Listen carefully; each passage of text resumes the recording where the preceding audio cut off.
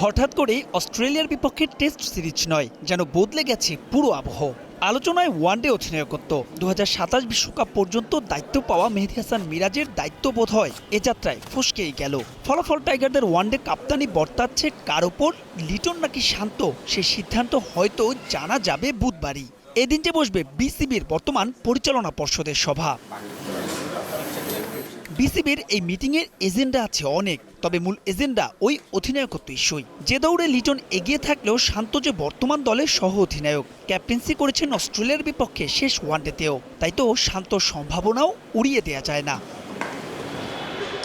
আলোচনা হবে বিপিএল নিয়ে। জুলাই শেষ হয়ে গেলেও এখনও নিশ্চিত নয় আদৌ এবছর বিপিএল হবে কিনা।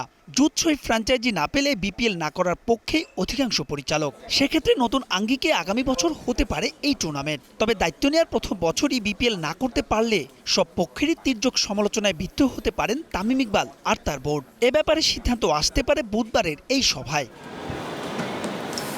জাতীয় দলের কোচিং স্টাফের অনেক পদই পড়ে আছে ফাঁকা। Batting coach, pace bowling coach কিংবা ফিল্ডিং কোচ চলছে অস্থায়ী কোচদের দিয়েই। তাদের স্থলাভিষিক্ত হবেন কারা, সে ব্যাপারেও প্রাথমিক আলোচনা হতে পারে এদিন।